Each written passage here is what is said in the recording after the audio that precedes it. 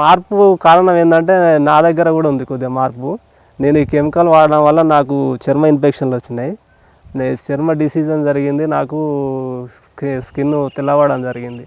ఇదేంద్రా బాబు అంటే నేను ఒక బుక్లో చదివాను, ఆవు మూత్రంతో స్కిన్ డిసీజన్ పోతుందని తెలుసుకున్నాను నేను. అలా నేను ఆవు మూత్రం స్కిన్ డిసీజ్ వచ్చిన కాడ ఆవు మూత్రం రుద్దుకున్నా. ఒక 40 రోజులు కంటిన్యూ రుద్దుకుంటే అది స్కిన్ డిసీజ్ లేకుండా పోయింది.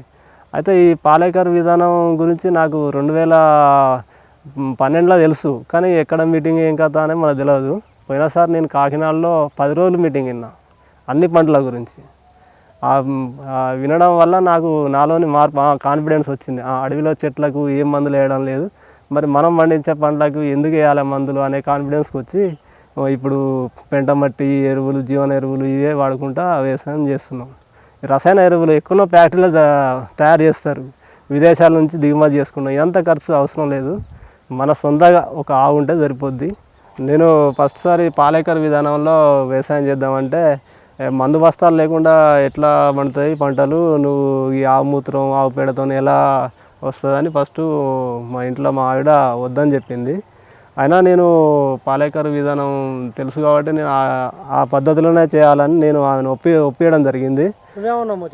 నేను వద్దంటే లేదు పెట్టాలి ఏం కాదు అని అన్నాడు. పెట్టుబడి తగ్గుతుంది, పక్క మట్టి చేనులు ఎట్లున్నాయి మన చేను ఎట్లున్నది, ఎందుకు నీకు వేస్ట్గా ఇట్లా చేసుడు, నీకేం లాభం వస్తుంది అని నేను అన్నా. అంటే లేదు అదే వస్తుంది దిగుబడి, నువ్వేమనకు, ఇంకెందుకు చేయడం అది ఇది అని ఎందుకు అంటానో, నన్ను రిస్క్ పెట్టకు, నేను చేసేది అలా చేస్తున్నా అని ఆయన అన్నాడు. అంటే నాకు నచ్చలేదు, అసలుకే నచ్చలేదు. నీ చేను మంచిగా రాదు, పక్కే మట్టళ్ళకి ఎట్లా వస్తున్నాయి చేనులు, మనకి ఎట్లా వస్తున్నాయి, ఇట్లే పత్తి ఎట్లున్నది, పసుపు ఎట్లున్నది, ఒరే ఎట్లున్నది, వాళ్ళది ఎట్లున్నది అని నేను అన్నా. అంటే అది అట్లే ఉంటుంది ఏం కాదు, నువ్వుకే అనకు అని ఆయన అన్నాడు. నేను పక్క మెడలు వేలు పెట్టి ఎరువుల బస్తాలు, వేలు పెట్టి మందు డబ్బాలు, లీటర్లు అన్నీ కెమికల్ పురుగుల కోసం కొడతారు. మనం అలాంటి పెట్టుబడి రూపాయి ఖర్చు అవసరం లేదు. ఓన్లీ ఆవుమూత్రం, పప్పు మిశ్రమం అవన్నీ సేకరించుకొని మనం చేసుకుంటే కొద్దిగా శ్రమ పడితే వెళ్ళిపోద్ది. ఈ పెట్టుబడికి లక్షలు వెచ్చించాల్సిన అవసరం లేదని చెప్పిన. అలాగే ఇప్పుడు సూట్ రకాలు, మన దేశవాళీ వరి రకాలు తీసుకొచ్చి ఒక 4 రకాలు వేయడం జరిగింది. అవి కూడా పక్క మట్టి లోకల్ వెరైటీ కంటే మా వెరైటీ బాగున్నాయి, బాగా దిగుబడి వచ్చినాయి.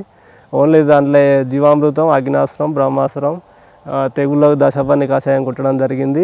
ఆరోగ్యంగా మంచిగా ఏపుగా మంచిగా ఉన్నాయి. అలాగే పసుపు కూడా చేయడం జరిగింది. నువ్వు చెప్ప మధ్యలో నీకు ఏమనిపిస్తుంది చేస్తున్నప్పుడు? సరే ఇక చేస్తాడు కదా అని చూసడం ఇక మంచిగానే ఉన్నదని పసుపు ఇప్పుడు నీ మూత్రాలు కలుపుడు చిరాకు పడ్డావా? ఏం లేదు, ఇక మంచిగానే అనిపించింది. ఇక చూస్తా అంటే అలవాటు అయిపోయింది. 1 రోజు 2 రోజులు ఇక కథం చేస్తా అంటే అదే అలకగా అనిపించింది. అంటే అదే చేయాలని అనిపిస్తుంది. ఇక మంచిగా దిగుబడి సరే, పసుపు మంచిగానే ఉన్నది, వరి మంచిగానే ఉన్నది, మాకైతే ఇప్పుడు మంచిగానే అనిపిస్తుంది. సతాయించండి ఎప్పుడన్నా మరి అట్లా అయ్యాలని అంటే ఏమనలేదు. ఇక ఇప్పుడు ఎలా ఉంది? ఇప్పుడు ఇక మంచిగానే ఉన్నది, చేయాలనుకుంటాను మేము కూడా. ఇక ఆడవాళ్ళ సపోర్ట్ ఇంట్లో ఉండాలంట? ఆడవాళ్ళ సపోర్ట్ ఇంట్లో లేనిది కలవదు. ఎందుకంటే వాళ్ళు ఏం చేస్తారంటే ప్రతి విషయంలో ఇది ఇట్లా కాదా అట్లా కాదని మన మీద పోరు చేస్తారు. వాళ్ళని ఒప్పియాలి, ఫస్ట్ ఆడవాళ్ళని ఒప్పించిన తర్వాతనే మనం ఈ ఫీల్డ్లో దిగాలి. వాళ్ళు సహకారం లేనిది ఇప్పుడు ఆ మూత్రం తీసుకురావాలి, వాళ్ళు చల్లాలి, బకెట్ పట్టుకురా, ఇది పట్టుకురా, పంపు నీళ్ళు పోయాలంటే వాళ్ళు ఇదేంది ఒక లీటర్ తెచ్చి కొట్టడానికి ఇది దేవాలి అది దేవాలని చిరాకు పడకుండా వాళ్ళని ఒప్పియాలి. ఫస్ట్ ఒప్పించిన తర్వాత ఇలా మనం కొద్దిగా శ్రమ పడితే బకెట్ తెమ్మనుడు, ఆ మూత్రం అది అందులో పోయానుడు, చల్లనుడు, అదొక లెక్క. కానీ చిరాకు పడ్డాం కూడా, అది ఎందుకు నీవు ఇది పంపు తెచ్చి కొట్టక ఎందుకు ఇదంతా చేసుడు అని అలా కూడా కొంచెం పంచాయి పెట్టుకున్నాం కూడా మేము.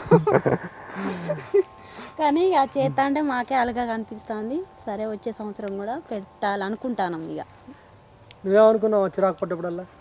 చిరాకు పడేటప్పుడల్లా ఏమనుకున్నావు అంటే, అబ్బా నేను ఇంత తెలుసుకొని ఈ పద్ధతిలో అంటే ఒక మార్పును తీసుకురావాలని నేను అంటుంటే ఈమె కొంచెం సతాయిస్తుంది, ఈమె ఎట్లయినా ఒప్పేయాలని నేను చాలాసార్లు చెప్పడం జరిగింది.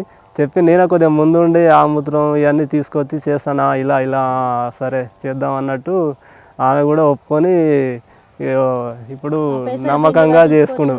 ఆ బొబ్బరి పిండి పట్టించుకొచ్చుడు అలా కూడా జరుగుతుంది. బెల్లం కూడా తెచ్చి కలపడం జరుగుతుంది. మొత్తం అలవాటు ఇప్పటికైతే బాగానే ఉంది. ముందు ముందు కూడా ఈ పద్ధతి మనకు చేసుకోవాలనుకుంటున్నాం.